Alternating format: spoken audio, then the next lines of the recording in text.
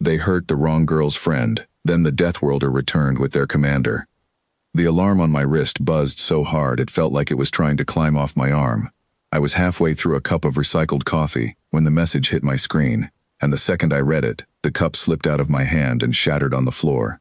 Vess was in the medical bay. Vess was hurt. I did not stop to clean up the mess. I did not grab a jacket. I ran. The station corridors on Kelvex 9 are narrow, built for smaller bodies than mine, and I banged my shoulder twice against the curved walls as I sprinted toward the medical wing.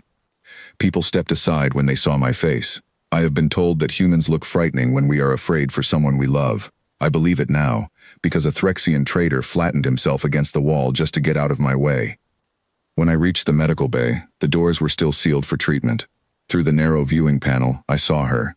Vess, my closest friend on this station, lying on a gurney with tubes running into the breathing slits along her neck.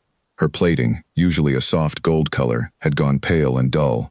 Her antennae, which were always moving, always curious, always alive, lay flat and still against her head.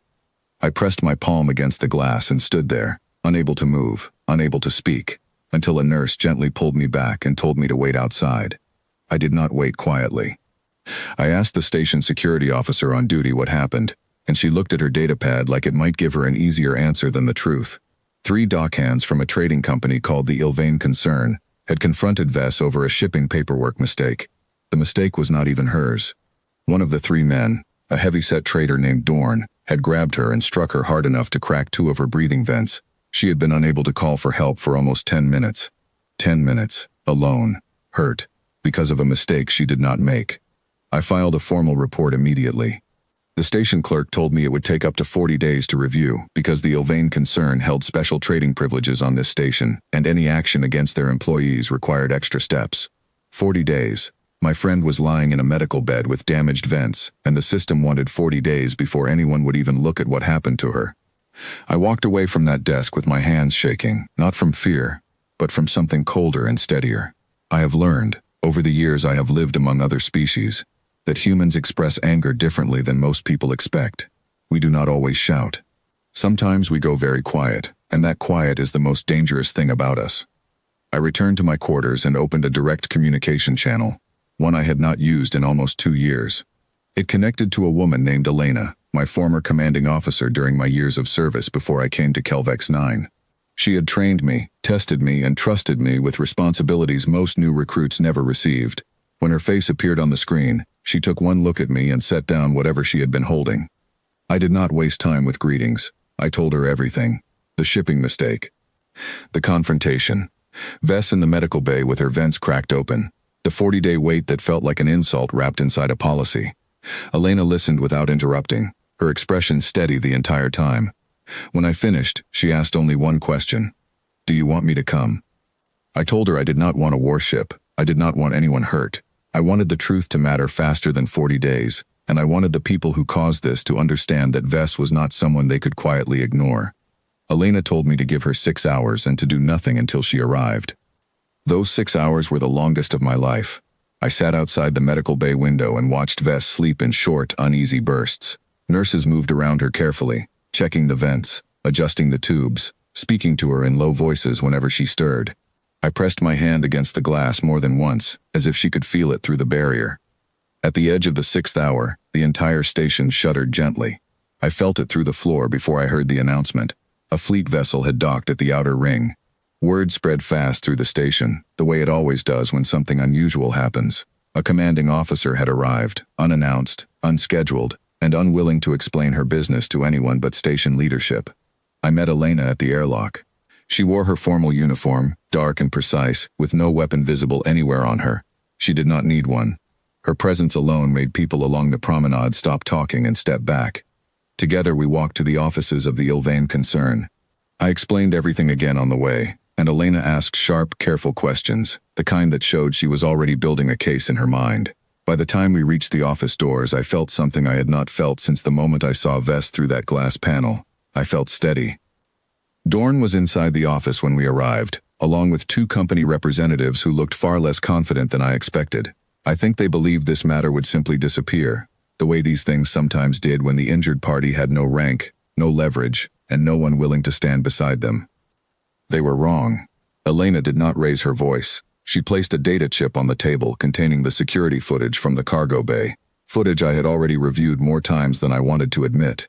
She spoke clearly and without anger, laying out exactly what the footage showed, exactly what station regulations required in cases of harm caused to a resident, and exactly what would happen to the Ilvain Concern's trading license if this matter were allowed to sit untouched for 40 days, while a formal fleet officer's report sat waiting in the queue. Dorn tried to argue that the confrontation was a misunderstanding, that things had simply gotten out of hand. Elena reminded him, still calmly, that misunderstandings do not crack someone's breathing vents. The two company representatives exchanged a look, and I watched the confidence drain out of the room like air from a punctured seal. Within the hour, the Ilvain Concern suspended Dorn's trading license pending a full investigation. They opened an emergency channel to cover every cost of Vess's medical treatment, and they issued a public correction admitting that the original shipping mistake had never been hers at all. It was not everything I wanted.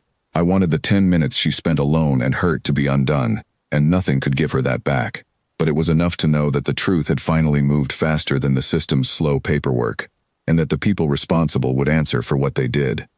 I returned to the medical bay that evening, exhausted in a way that went deeper than my body. Vess was awake this time, sitting up slightly, her antennae twitching weakly but moving again. When she saw me, she managed a small, careful smile. "You brought a fleet commander for me," she said, her voice raspy from the tubes. I told her that she had saved me a seat in the mess hall on my very first week on this station, when everyone else treated me like something dangerous to avoid. I told her that after that, there was nothing I would not do for her.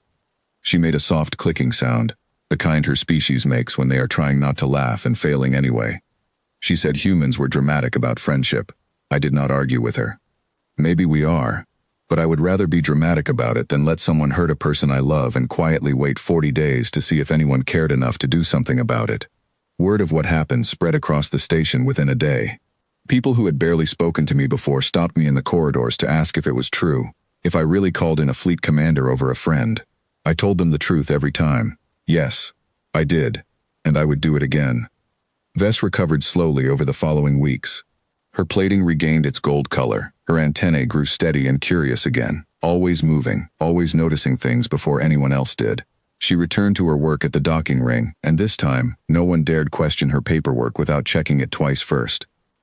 Elena stayed only long enough to make sure the investigation was truly underway before her ship departed again. Before she left, she told me something I have never forgotten. She said that strength is not about how loudly you can shout or how many weapons you can carry. It is about who is willing to stand beside you when it matters most, and whether you are willing to do the same for someone else. I think about that every time I walk past the cargo bay where it all happened. I think about the 10 minutes Vess spent alone, and I think about the 6 hours I spent waiting for someone to stand beside me so that those minutes would never happen to her again, or to anyone else on this station who did not have someone willing to fight for them.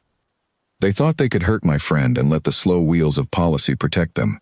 They picked the wrong girl's friend, and when I returned, I did not return alone. I returned with someone who understood exactly how much that mattered, and together we made sure the whole station understood it too.